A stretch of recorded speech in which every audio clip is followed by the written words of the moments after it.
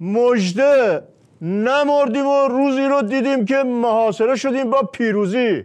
نمیدونم از کدوم پیروزی نظام شروع کنم. خب ببینم نکنه یه نظام دیگر رو تو داری میگی وسط. در رأسش این که بالاخره سرای سه قوه نشستن دور یه میز. نیش ترمز بزن ناکس، سرعت نگیری یا پیچ جلوته.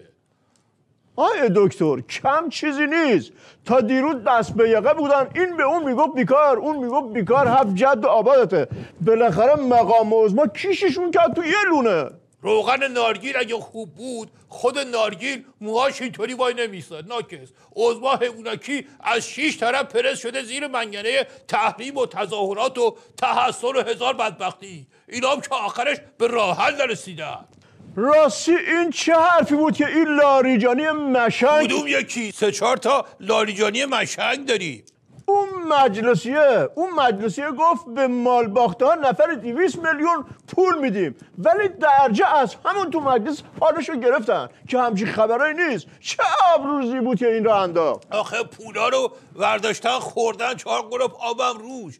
بدبختی اینه که پولی باقی نمونده. این میگه پول بدیم حل بشه. که تعمیرکار مشنگ قرار بود بره زنگ در خونه طرف رو تعمیر کنه. هرچی منتظر شدن نیومد. طرف رفت مغازه گفت چرا نیومدی؟ مشنگی گفت اومدم هرچی زنگ زدم در باز نکردی برگشتم.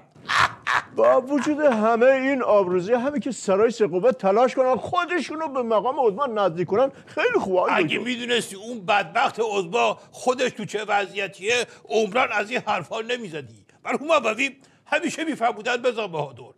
عرض میکردم بله میفهموندن که تو جاده تصادف شده بود. مشنگه میخواست بره نزدیک تماشا بکنه. گفتش که برین کنار من داداششم. نزدیک که اومد دید یک الاغی افتاده کنار جاده. یه سری که از خنده مردن. الاغ هم از خوشحالی زنده شد. گفت راه بدین داداشم بیاد جلو. روشن شد یا همچین بزنم که بری بالا سر تصادف جاده‌ای وایسی. با فرو خوردن خشم خودم به خاطر اعلام تشابه وضعیت مقام عظما با الاغ مرده و با حفظ حق پاسخگویی در هر جای برنامه میرم سر سوال بعدی. آقای دکتر آمانا دبیرکل آژانس اومد تهران.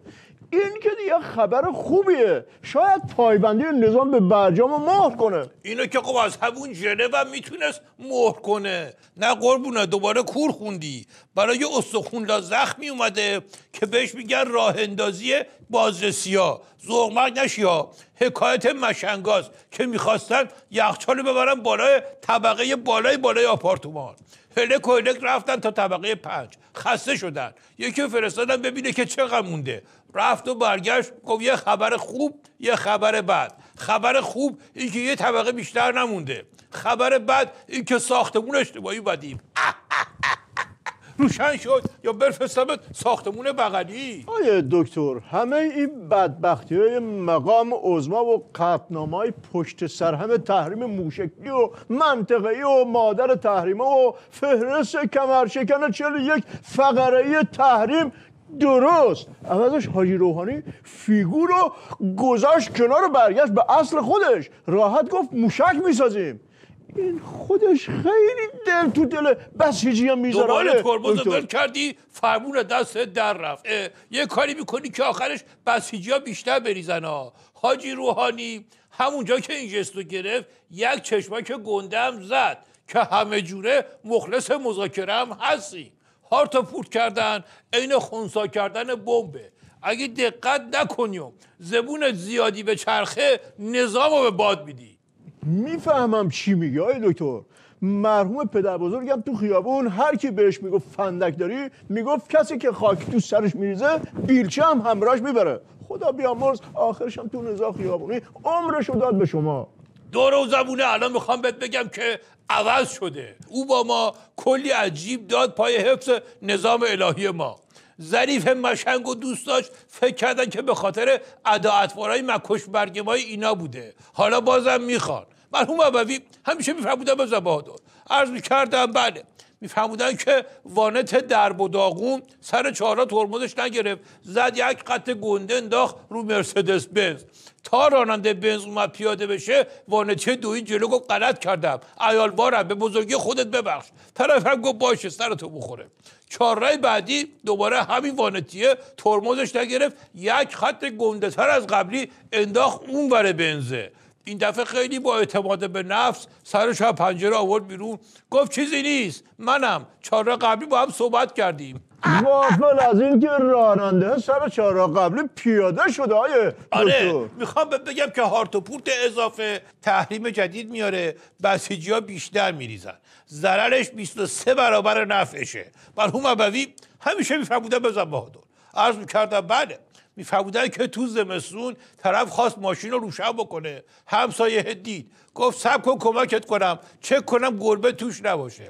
یک لگد زد به ماشین، گلگیر ماشین رفت تو. صاحب ماشین عصبانی شد، پیاده شد، انقدر زدش که گربه ها وساطت کردن که گفتم به خاطر ما ولش کن.